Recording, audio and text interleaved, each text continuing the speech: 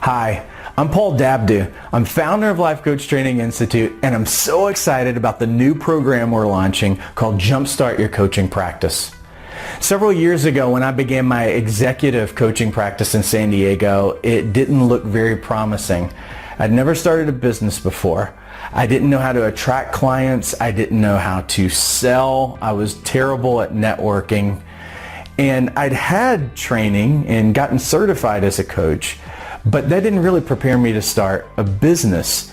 And even worse than that, I hadn't had my skills really tested. So there was a lot of feelings of inadequacy, and there was a real fear of failure in starting out. And I realized most coaches are like me. You had a previous life. Most people don't start their career in coaching. Most of us find it. We find it in a lot of cases because we're looking for more personal or financial freedom. We're also finding it because we discovered along the way that we had a real knack at coaching people, and it would be amazing if we could get paid to do what we love. And some of us, though, like me, came into coaching because of a real defining moment or a very life-altering event. Shortly after graduating college, I met my wife and we got married, and I started my first career, which was a great time to begin a career because the economy was thriving. We're right in the middle of the dot-com boom, and it just seemed like everybody was flourishing. Opportunity would find you. And so every time a new opportunity would arise, we would take it. And sometimes it meant that we got a little bit better apartment or a house, or we would move to another city.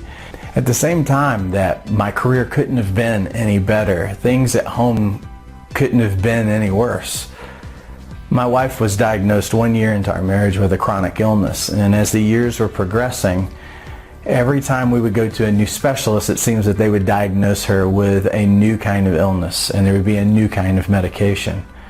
So several years into my career, we have 2 small kids, and she's so sick that she's not really able to pick them up. I would come home from work, take care of the kids, I would bathe my wife, I would wash her hair, and during the week, I'm working 6 days a week, but during the week I would leave work, bring her to the doctor, bring her home, go to the pharmacy if that's what it required, and then bring that back to her. And it was just no way to live. It was exhausting. It wasn't the life that we had really dreamed of living. 2007 was the year when everything came to a head. My wife went into the hospital for what they called a routine gallbladder surgery. We were supposed to be out just a couple of days later. We almost didn't make it out. She ended up being in the hospital for 30 days. She got pancreatitis, she had some secondary infection stuff, and was on a respirator. And after the 3rd time that they opened her up, they put us on the floor that a lot of people don't return from. You know, because for the rest of the hospital, it's kind of spa looking, but this is the ugly floor that no one remodels and does anything because it's kind of like your last stand.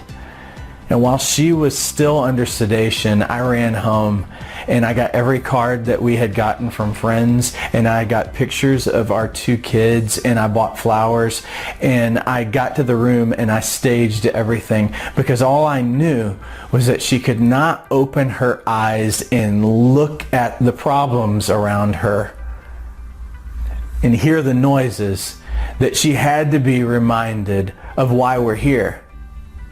And that there's hope, that there's a larger reason, and sometimes in the midst of problems and the midst of troubles and everything, you can't see those things.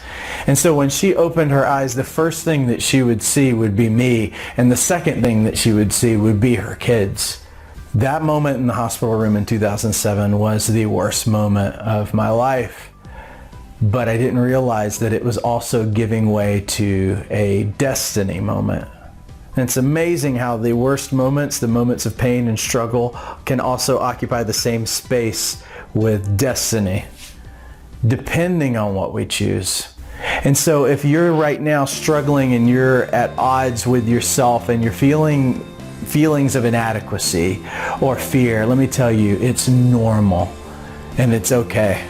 And I know because I've walked there, starting a new business, starting a new chapter in life, starting a new career, it's scary There's feelings of inadequacy, there's feelings of fear. They are going to rise to the surface. And you know what? They need to, because it's time for you to confront those things. It's time to overcome the barrier, because on the other side, let me tell you this, on the other side, you are much more powerful than what you realize. You are much more amazing than you will ever give yourself credit for. And I will never tell someone not to go after the dream that's in their heart. This is not a get-rich-quick scheme. It's not hype. But I will tell you this, we will walk alongside you. We will support you. And if you'll take the necessary steps, I'm certain you're going to be successful. So do me a huge favor, and on this post there's a little place for you to reply with comments or to engage in a conversation. We want to hear back from you. This course is going to get launched within the next 10 days, so we'd love to hear your feedback and any other additional things. This is going to be a dynamic course. This is going to be a dynamic program, in the sense that we're always going to be adding new things. Depending on what your needs are, we are going to be able to create resources and have an ongoing conversation with you. So thank you so much for your time. So excited about this. Please give us your feedback. Thanks so much.